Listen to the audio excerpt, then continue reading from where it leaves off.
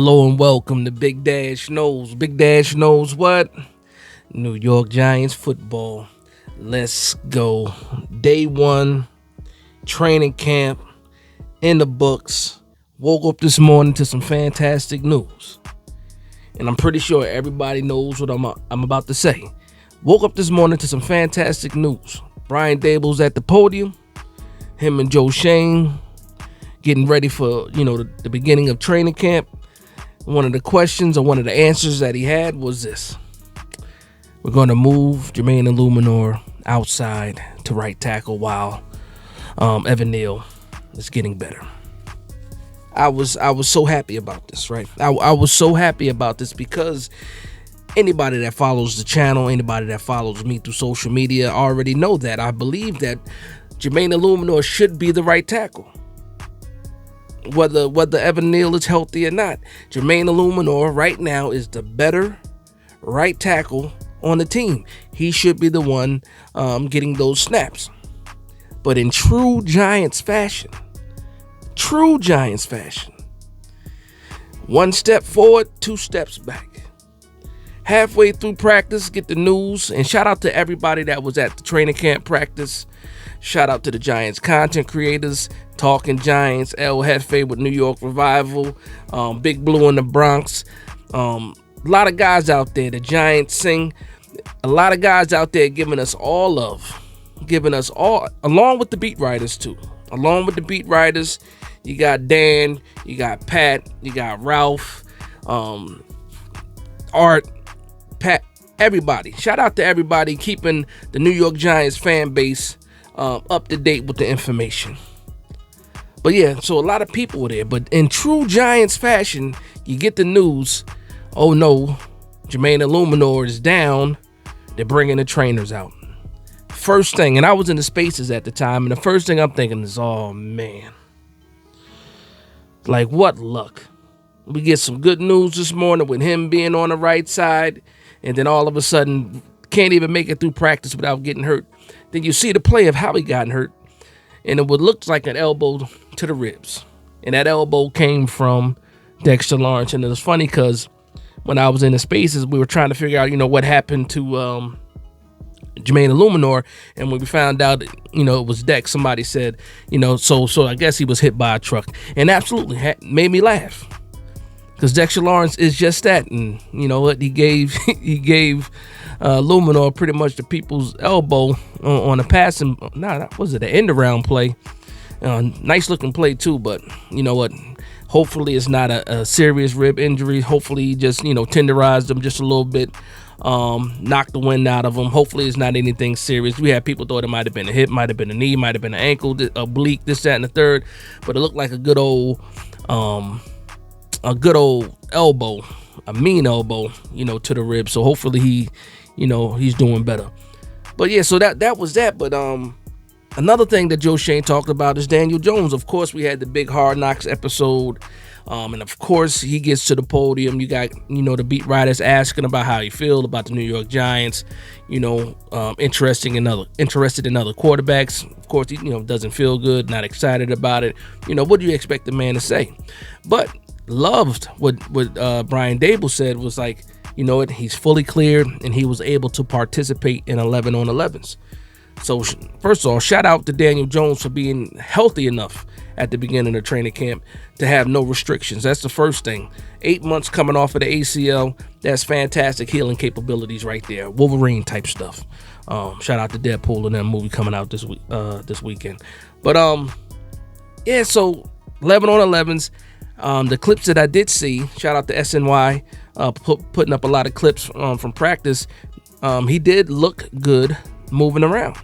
On that knee, there was a couple plays where he was able to get out of the pocket and make some plays, and his legs look good. Now I will say this: he is rusty. There were a couple of missed throws in there. Some people made a big deal out of a play. It was into the flat and a little bit of an overthrow, but you had pressure crashing down on him.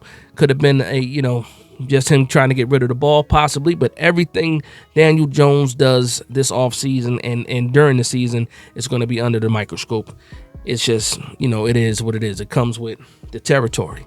So let me get back to my notes and see what else happened today.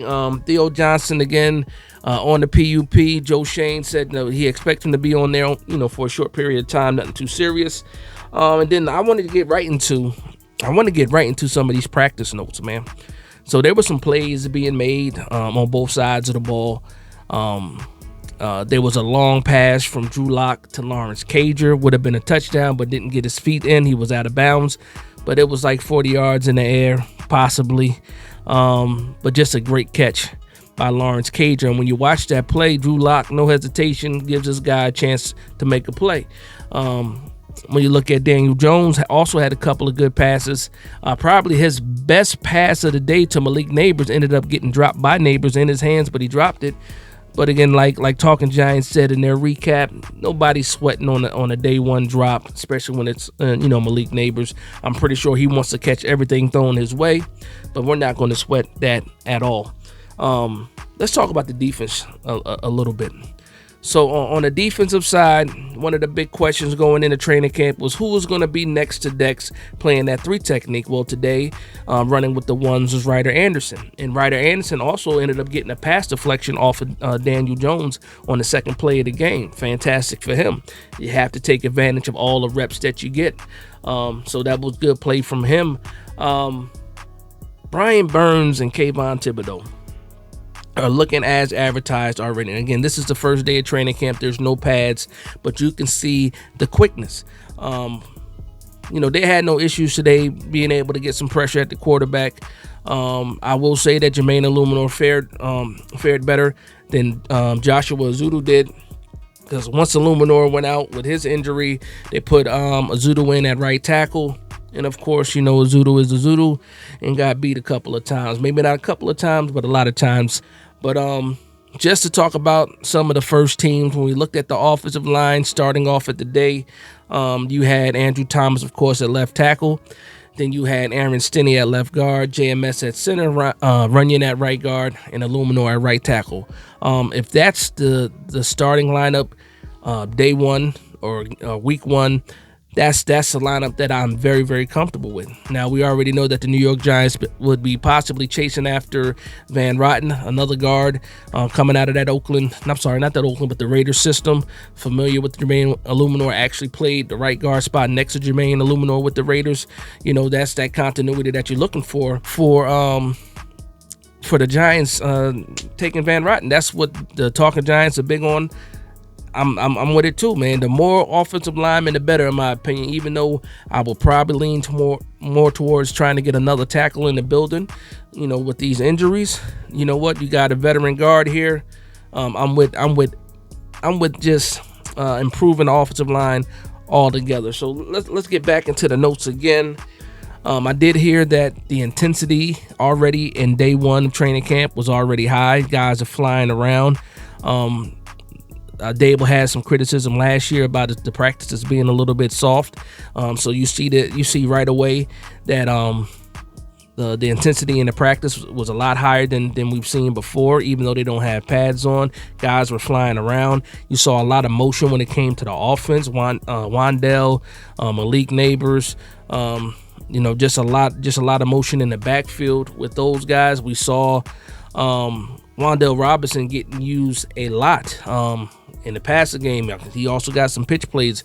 Not sure if it was an end around or not, but it looked like he motioned out of the backfield. So we're seeing a lot. We're seeing a lot of motion so far in day one. Could say that similar to what we saw last year. A lot of motion. But that goes to show me that Brian Dable is really trying to make this offense his own. He did say that they're still trying to figure out who's going to be the play caller, but he's going to be calling the plays for the majority of training camp. That's what he said. So to me, it's just like let's stop with the BS. You're going to be the one calling the plays. Just let us know that you're calling the plays. He might pull a Belichick and not tell us at all, and we just see him at the sideline or on the sideline calling plays. But I think everybody has that feeling that Brian Dable will be the one calling plays. And where does that leave Mike Kafka? I don't know. We'll see how that thing works. Tyrone Tracy was running with the ones today, but they had a pretty good rotation when it came to the running backs today. Well, they said that Hyatt and Slayton were doing a lot of were rotating in and out. On the defensive side, the starters were in the secondary. You did have Flott being there at CB2. You had Dane Belton over Tyler Nubin right now, and you had Nick McLeod over the rookie Andrew Phillips. So we'll see what happens in the next and upcoming practices to see if Nubin can crack that starting lineup and to see if Andrew Phillips can actually crack that starting lineup as well. But here, to me, I think when you're looking at the cornerback room, I think that Nick McLeod is one of those top 3 corners. If it's Deontay Banks, Cordell Flott, Nick McLeod, if those guys are on the field together and McLeod is at the nickel, or if they want to flip it and put Cordell at the slot and McLeod on the outside, I'm with that too. But yeah, man, so it was, for me, I'm loving the updates. Again, shout out to everybody that was in the building watching the practice, posting all the videos. You kept somebody like me in tune throughout the day, and I absolutely appreciate that. But that's going to be my wrap up. If I missed anything, please let me know in the comments down below. Let me check my notes one more time just to make sure. Yeah, I hit on all the big notes. I will say this though. Sports media, Giants beat writers, making a big deal out of Malik Neighbors and the so-called quote-unquote temper. It's not even a temper. It's more like passion. Coaching staff don't have any issues with his passion. The front office don't have any issues with his passion. And his quarterbacks, the guys that he's played with, his teammates, don't have an issue with his level of passion. So let's go ahead and kind of kill that I guess that narrative that he has, a temper or something like that. But that's going to be the video. I want to thank everybody for vibing with me. Please like, comment, and subscribe. And from one Giants fan to another, this is Big Dash Knows, Big Blue Nation. Let's go.